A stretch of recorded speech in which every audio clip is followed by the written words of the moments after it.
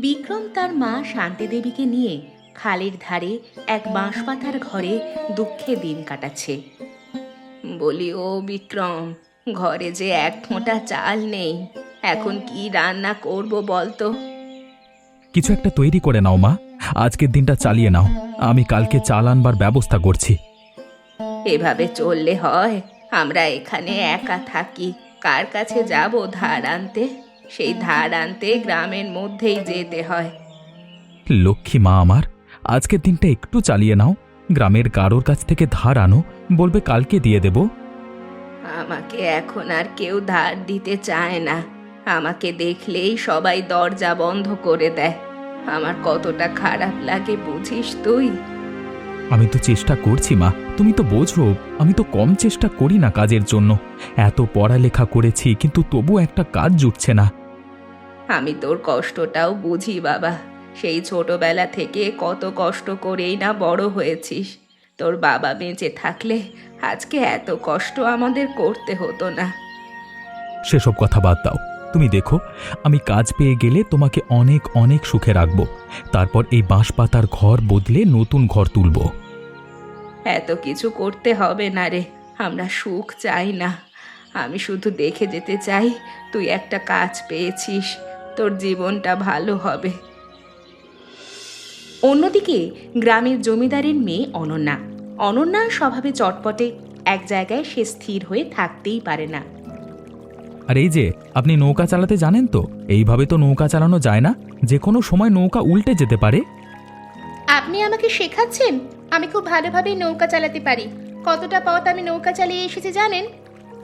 তা তো নদী শান্ত ছিল বলে। নদীর অবস্থা দেখেছেন?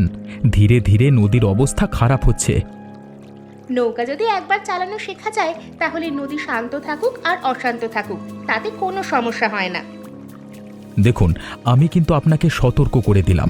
এরপরে কিছু হয়ে গেলে আমার আবার দোষ দেবেন না যেন। আপনার দোষ দেব কেন? আপনাকে আমি চিনি নাকি? আর এই নৌকাটা এভাবে দুলছে কেন? বাঁচাও, বাঁচাও, আমাকে কেউ বাঁচাও, আমাকে জল থেকে তোলো, আমি সাঁতার জানি না। কি হলো? আমি বলেছিলাম না নৌকা উল্টে যাবে? হলো তো আমার কথা। বেশ তো বাহাদুরি দেখাতে এসেছিলেন, এবার কেমন হলো? আপনি এখনো ওখানে দাঁড়িয়ে দাঁড়িয়ে কথা বলছেন? আগে আমাকে বাঁচান, আমি আমি সাঁতার জানি না। বেশি পাকামি করতে গেলে এমনই হয়, বুঝলেন তো? এবার আর কখনো পাকামি করবেন না। এরপর বিক্রম এবং অনন্যার মধ্যে প্রেমের সম্পর্ক শুরু হয়। অনন্যা মাঝে মধ্যে বিক্রমের সঙ্গে দেখা করতে খালের পাড়ে আসতে থাকে। অনন্যা, তোমার বাবা আমাদের এই সম্পর্ক মেনে নেবে তো? আমার তো খুব ভয় হয়। আমি নিশ্চিত তোমার বাবা এই সম্পর্ক কখনোই মেনে নেবে না। সেটা আমিও জানি। আমার বাবা খুব অহংকারী মানুষ। সেখানে তোমার মতো একজন বেকারের হাতে আমাকে কখনোই তুলে দেবে না। তাহলে তাহলে আমাদের এই প্রেমের পরিণতি কি হবে? তোমাকে ভুলে যেতে হবে? না না, এমন অলক্ষণে কথা বলো না। আমি তোমাকে ছাড়া থাকতে পারবোই না, কখনোই ভুলে যেতে পারবো না তোমায়। তাহলে তোমার বাবাকে কিভাবে মানিয়ে নেব আমরা? আমার অবস্থা তো দেখতেই পাচ্ছ। আমার অবস্থা কখনো ভালো হবে বলে মনে হয় না। তোমার অবস্থা যেমনই থাকুক না কেন, আমি তোমার পাশে সব সময় আছি। দেখবে, যদি আমার বাবা রাজি না হয় তাহলে আমি তোমার সাথে পালিয়ে আসব। কি বলছো তুমি? তুমি ওই বড় বাড়ি, রাজপ্রাসাদ ছেড়ে আমাদের এই বাঁশপাতার ঘরে এসে থাকবে? কেন থাকবো না? আমি তো তোমাকে ভালোবাসি। তুমি যেখানে রাখবে আমি সেখানেই সুখে স্বাচ্ছন্দ্যে থাকতে পারবো। না না, আমি তোমার জীবনটাকে এভাবে নষ্ট করে দিতে পারি না। তোমার ভবিষ্যৎ সুন্দর হবে। আমার কাছে থাকলে তোমার ভবিষ্যৎ সুন্দর হবে না। যে সুন্দর ভবিষ্যতে তুমি থাকবে না, সেই ভবিষ্যৎ সুন্দর হতেই পারে না। আর সেই সুন্দর ভবিষ্যতও আমি চাই না। তাহলে? তাহলে আর কিচ্ছু নয়। বাবাকে একবার বলবো, যদি মেনে না নেয় তাহলে আমি তোমার কাছে পালিয়ে আসবো। শুনেছো ভাবি, ওই বিক্রমের কত বড় সাহস! একটা সামান্য বেকার ছেলে হয়ে রাজকুমারীর দিকে হাত বাড়িয়েছে। রাজকুমারী আবার কে? এখানে আমাদের রাজাই বা কে? কি বলছিসটা কি তুই? আমি তো কিছু বুঝতেই পারছি না। আরে ধুর, আমি জমিদারের মেয়ের কথা বলছি। জমিদারের মেয়ের সাথে ওই বিক্রম প্রেম শুরু করেছে। মাঝে মধ্যেই তো দেখি খালের পাড়ে দুজনে বসে গল্প গুজব করছে। কি বলিস? আমাদের গ্রামে আবার এসবও শুরু হয়েছে? জমিদার বাবু কি এখনো সেসব কথা জানে না? মনে হয় না, কারণ জমিদার বাবু যেমন অহংকারী মানুষ, তিনি এই সম্পর্ক কোনোদিন মেনে নেবেন না। আহারে বেচারা বিক্রম, না জানি বিক্রমের কি অবস্থা হয়। জমিদার বাবু তো ভালো মানুষ নয়। এসব কথা যদি জমিদার বাবুর কানে যায়, তাহলে বিক্রমকে জমিদার বাবু মেরেই ফেলবে। বিক্রমের এমন অবস্থা হতে আর বেশি দেরি নেই বলে মনে হয়, কারণ আজকালের মধ্যেই দেখবি জমিদার বাবু সমস্ত কথাই জেনে গেছেন। যা হবে ভালোই হবে। বিক্রমের উচিত হয়নি জমিদার বাবুর মেয়ের সাথে প্রেম করার, কারণ বিক্রম ভালোভাবেই জানে চাঁদের দিকে হাত বাড়ালে হয় না। শুধু চাঁদের দিকে হাত বাড়ায়নি রে, সেরা কাঁথায় শুয়ে লাখ টাকার স্বপ্ন দেখেছে। ভালোই দান মেরেছে। জমিদার বাবু একবার যদি মেনে নেয়, তাহলে সমস্ত রাজত্ব বিক্রমের। বাদ দে, আমাদের আর কি করার? আমরা শুধু তাকিয়ে তাকিয়ে ঘটনাগুলো দেখতে পারবো। শুনেছ শুনেছ তোমার আদরের মেয়ে কি করেছে? বেশ তো বলতে, শাসন করো না, শাসন করো না। শাসন না করবার বলে এখন কি হয়েছে দেখো। আহা, তুমি এমন করছো কেন? জীবনটা হলো অনন্যার নিজের। অনন্যা নিজে বুঝবে তার কাকে ভালো লেগেছে, কাকে ভালো লাগেনি। তাই বলে ওই সামান্য বেকার ছেলেটাকে পছন্দ করবে, যার কোনো বাড়ি ঘর নেই, বংশ পরিচয় নেই, খালের ধারে বাঁশ পাতা দিয়ে একটা ঘর তৈরি করে থাকে? এখন তোমার মেয়ে যদি সেখানে গিয়ে শান্তি পায়, তাহলে তো তুমি কিছু করতে পারবে না। কে বলেছে করতে পারবো না? আমি আমার মেয়েকে কোনোভাবেই ওই গরিব ঘরে যেতে দেব না। আমার মেয়ের কষ্ট হবে। আর ওই ছেলের সাথে যদি বিয়ে না দাও, তাহলে তোমার মেয়েটা যে কষ্ট পাবে। সেই কষ্ট থাকবে কয়েকদিনের, কিন্তু গরিব ঘরে বিয়ে হলে সেই কষ্ট থাকে সারা জীবনের। তাহলে এখন কি করবে? মেয়েটাকে কিভাবে বোঝাবে? মেয়ে কিন্তু তোমার কথা একদমই শুনবে না। সেটা আমি ভালোভাবেই জানি। আমি ভেবেছি ওর বিয়ে দিয়ে দেব। পাশের গ্রামের জমিদার ছেলের সাথে ওর বিয়ে ঠিক করেছি আমি। এই যে এত সহজে বিয়ে ঠিক করে ফেলেছো, ওকে রাজি করানো কিন্তু এত সহজ বিষয় হবে না। তুমি নিজেই ওর সাথে কথা বলে দেখো। ঠিক আছে, আমি নিজেই ওর সাথে কথা বলছি। আমি কথা বললে আমার কথা ও ফেলতে পারবে না। কি হলো? তুমি এভাবে কাঁদছো কেন? আর এভাবে আমাকে এত জরুরি তলব করলে যে? যেই ভয় পেয়েছিলাম আমরা, সেটাই হলো। বাবা সমস্ত কিছু জেনে গেছে, আর বাবা আমাদের সম্পর্কটা অস্বীকার করেছে। কি বলছো তুমি? তাহলে এখন কি হবে? আমি তোমাকে কোনোভাবেই ভুলে যেতে পারবো না। আমি তোমাকে ছাড়তে পারবো না, বিশ্বাস করো। আমি জানি, আর আমিও তোমাকে ছেড়ে বেঁচে থাকতে পারবো না। আমাদেরকে কিছু একটা করতে হবে। তুমি বলো আমরা কি করতে পারি? আমি কিসের ভরসায় তোমাকে কিছু করতে বলবো বলো তো? আমি একটা বেকার ছেলে, তোমাকে আমি ভালোভাবে রাখতে পারবো কিনা আমি সেটাও জানি না। সে নিয়ে তুমি চিন্তা করো না, আমি তোমার পাশে আছি।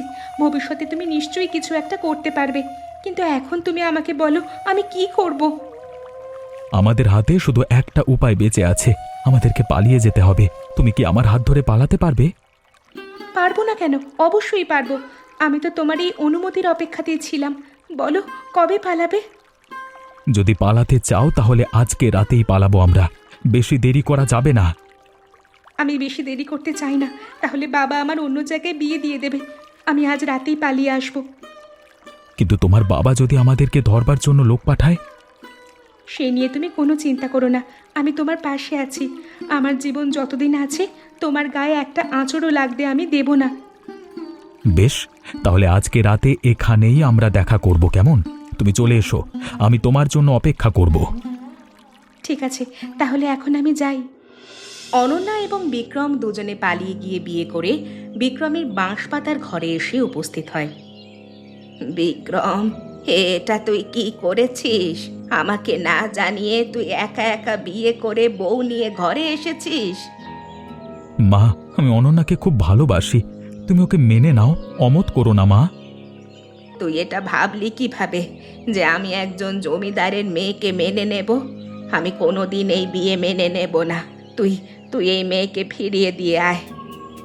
এটা সম্ভব নয় মা, আমরা তো বিয়ে করে ফেলেছি। এটা তুই কেন করলি? তুই জানিস না এই বিয়ে কোনোদিন ওই জমিদার মেনে নেবেন না। আর তাছাড়া আমাদের এই অভাবের ঘরে এই মেয়ে থাকবে কিভাবে? ও থাকতে পারবে না। আমরা দুজন দুজনকে ভালোবাসি। এবার থেকে আমি আরো ভালোভাবে কাজ করবার চেষ্টা করব। তোর যা খুশি তাই কর। আমাকে না জানিয়ে যখন বিয়ে করে নিয়ে আসতে পেরেছিস, তখন আমার মতামতের আর কোনো প্রয়োজন আছে নাকি তোর কাছে? মা, আমি তো ভেবেছিলাম তুমি এই বিয়ে মেনে নেবে। এটা তুই মিছে মিছে ভাবতে গেলি কেন? আমার এক কথা, আমি এই বিয়ে কোনো দিন মেনে নেব না। তোর যা খুশি তাই কর। আগে খাবারটা শেষ করো, তারপর রান্নার কাজ করা যাবে। না মা, বিক্রম তো কাজ খুঁজতে গেছে, চলে এসেই তো আবার খাবার চাইবে।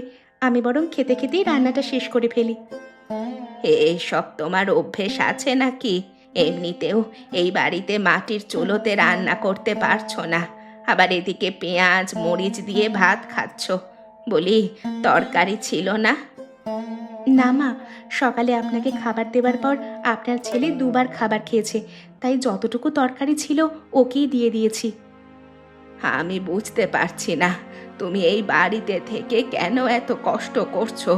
তোমার বাবা জমিদার, চলে যাও না মা।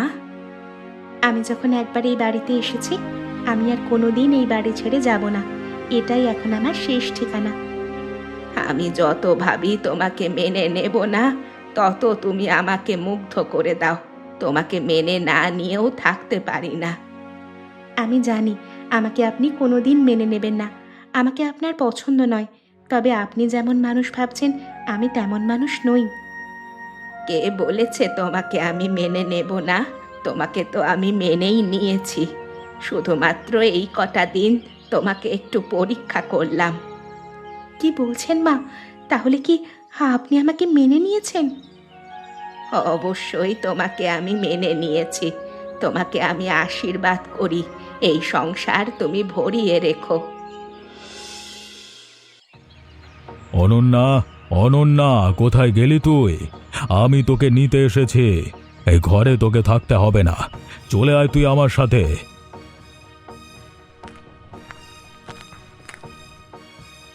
বাবা, তুমি এখানে কি করছো? এখানে এত লোকজন নিয়ে এসে চিৎকার করছো কেন? আমি তোকে নিয়ে যেতে এসেছি। তুই চল মা, এই গরিব ঘরে তোকে আর থাকতে হবে না। আমি তোর সব ভুল মাফ করে দিয়েছি। আমি তো তোমাকে ভুলগুলো মাফ করতে বলিনি। তুমি ভুলগুলো মনে রেখে আমার থেকে দূরে থাকো। আমি এই বাড়ি থেকে কখনোই যাব না। কি বলছিস কি তুই? আমি দেখতে পাচ্ছি এ বাড়িতে তুই ভালো নেই। সব সময় ওই বড় বাড়িতে ছিলিস, আর এখন এই বাঁশপাতার ঘরে। তুমি যেটা দেখছো সেটা তো সত্যি নাও হতে পারে। আমি এই বাড়িতে সত্যি খুব ভালো আছি। আমি তোমার বাড়িতে গেলে একদম ভালো থাকবো না। আমি তোকে জন্ম দিয়েছি, ছোটবেলা থেকে লালন পালন করেছি, বড় করেছি, আর তুই এ কথা বলতে পারলি? তুমি আমার ভালো থাকার কথা একবারও চিন্তা করনি বাবা। আমি বিক্রমের সঙ্গেই ভালো থাকবো, এটা তোমার বোঝা উচিত ছিল। তার মানে তুই আমার সাথে যাবি না? না বাবা, তোমাকে এভাবে ফিরিয়ে দিতে আমার খারাপ লাগছে। তবু আমি তোমার সঙ্গে যেতে পারবো না। আমাকে ক্ষমা করে দিও। ওই দেখো, সেদিন তোমাকে বললাম না এই মেয়ে বিক্রমের সাথেই পালিয়ে আসবে? দেখতে পারলে তো? কি আর করার, মেয়েটা নিজের কপাল নিজেই পুড়িয়েছে। অমন জমিদার বাড়ি রেখে এমন বাঁশপাতার ঘরে এসে কি থাকে ভাই? তবে একটা দিক ভালোই করেছে, যার সাথে প্রেম করেছে তার সাথেই পালিয়ে এসেছে, হাত তো ছেড়ে দেয়নি। তাতে এমন কি আর হয়েছে বলো? একসাথে ওই গরিব ঘরে না থেকে আলাদা হয়ে বড়লোক ঘরে থাকা অনেক ভালো। অভাব যখন ঘরে আসে না, তখন ভালোবাসা দরজা দিয়ে পালিয়ে যায়। আমার কিন্তু তেমনটা মনে হয় না। মেয়েটাকে দেখে যথেষ্ট ভালো মনেরই মনে হচ্ছে। কত বড় ঘর থেকে এসে এখানে পড়ে আছে, আর কত ভালোভাবে কাজ করছে দেখো। এখন তো মেয়েটা কিছুই বুঝতে পারছে না, এখন তো ভালোবাসার মধ্যে আছে কি না। কয়েকটা দিন যাক না, তারপর হাড়ে হাড়ে টের পাবে। ও যদি আবার ওই জমিদার বাড়িতেই ফেরত না যায়, তাহলে আমার নাম তুমি বদলে রেখো। শুনলাম মহেন্দ্রবাবু নাকি মেয়েটাকে নিতে এসেছিল, মেয়েটা তাকে ফিরিয়ে দিয়েছে। যদি যাওয়ার হতো তাহলে এখনই বাবার সাথে চলে যেত। যখন যাওয়ার সময় হবে তখন দেখবে আমরা কিছু জানতেও পারিনি, এর আগে থেকেই চলে গেছে মেয়েটা। গেলে যাক, আমাদের আর কি, আমরা শুধু কাহিনীগুলো দেখছি। ঠিক বলেছো ভাই, আমাদের তো কিছুই যায় আসে না। যাই হোক, চলো, অনেক সময় হয়ে গেছে। কি গো, তোমার এত আসতে দেরি হলো কেন? দেরি করব না মানে? আমি কি বাইরে হাওয়া খেতে যাই নাকি নাকি আড্ডা দিতে যাই? আমি কাজ করি আর অন্য কাজ খুঁজি। এতে তো রেগে যাওয়ার কি আছে? আমার সাথে তুমি এভাবে কথা বলছো কেন? আমি তো স্বাভাবিক একটা প্রশ্ন করলাম। কিসের স্বাভাবিক প্রশ্ন করলে? ঘরে ঢুকতে না ঢুকতে চাওয়া শুরু করে দিয়েছো। আমি কৈফিয়ত দেওয়ার জন্য বসে আছি নাকি? তুমি আমার সাথে এভাবে কথা বলছো, আমি বুঝতে পারছি না তুমি এমন বদলে যাচ্ছ কেন। বদলে যাব না কেন? যেখানে একটা কাজ করবার কথা তোমাকে ভালো রাখবার জন্য, সেখানে আমার আরও 5টা কাজ খুঁজতে হচ্ছে। আমি তো তোমাকে বলিনি আরো 5টা কাজ করতে। তুমি একটা কাজ করলেও আমি খুশি, তুমি কাজ না করলেও আমি খুশি। ভালোই বলেছ। তারপর গ্রামের লোকজন আমাকে নিয়ে নিন্দে করুক। এমনিতেও গ্রামের লোকজন আমাকে কথা শোনাতে ছাড়ে না, তোমাকে বিয়ে করেছি বলে। এখন গ্রামের লোক তোমাকে নিয়ে নিন্দে করছে, সেটাও কি আমার দোষ নাকি? আমি কি তাদের গিয়ে বলেছি তোমার নামে নিন্দে করতে? তোমাকে বিয়ে করবার জন্যই তো এমন হয়েছে। কেন যে গরিব হয়ে জমিদার ঘরে বিয়ে করতে গেলাম কে জানে। তাহলে তুমি কি বলছো? আমি কি আমার বাবার বাড়িতে চলে যাব? তোমার সাথে আর ঘর সংসার করব না আমি? তুমি কি সেটাই চাও? আমি তো বলিনি আমি সেটা চাই। মেয়ে মানুষের একটাই দোষ, সবকিছু বেশি বেশি বোঝে, জীবনটাই নষ্ট।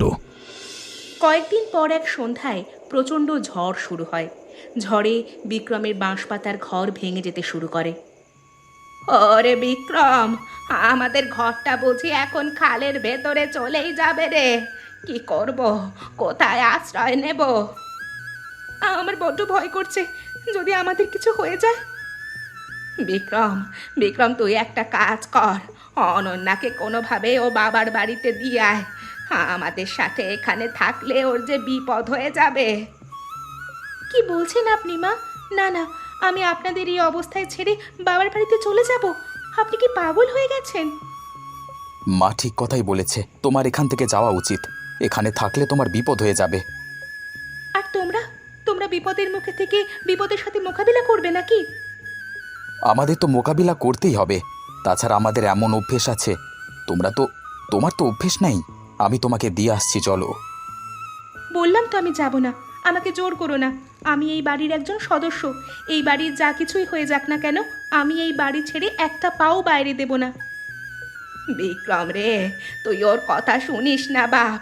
তুই যা, ওকে জোর করে হলেও ওই বাড়িতে ফিরিয়ে দিয়ে আয়।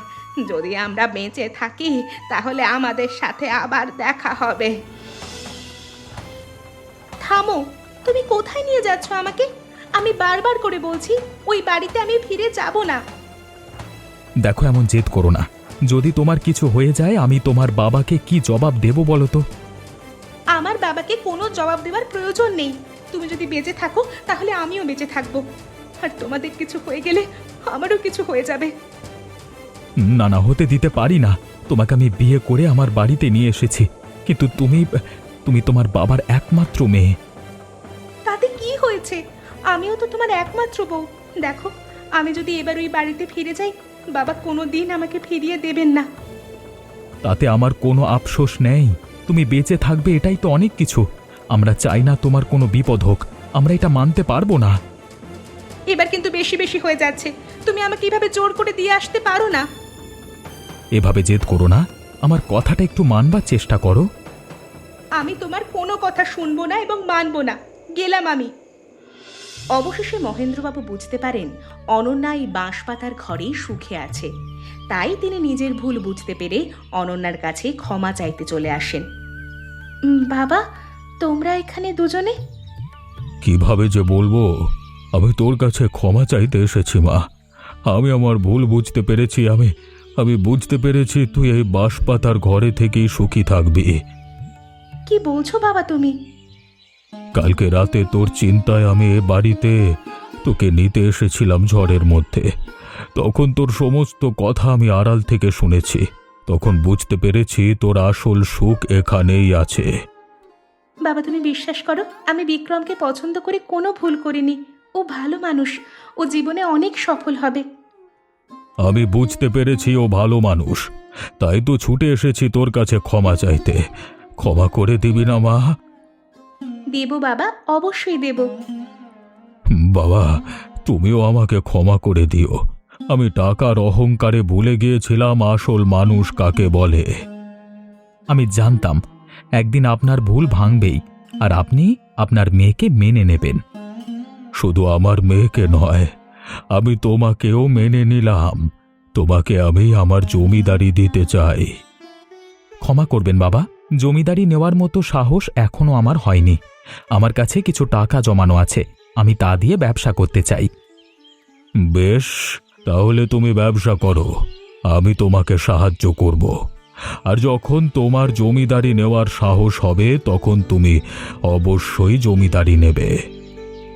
আজকে আমি অনেক খুশি বাবা, তোমাকে অনেক অনেক ধন্যবাদ। আজকে আমিও খুশি। এমন মজার মজার গল্প দেখতে আমাদের চ্যানেলকে সাবস্ক্রাইব করতে ভুলবেন না। আচ্ছা বলো তো বন্ধুরা, এই গল্পে বিক্রমের কিসের ঘর ছিল?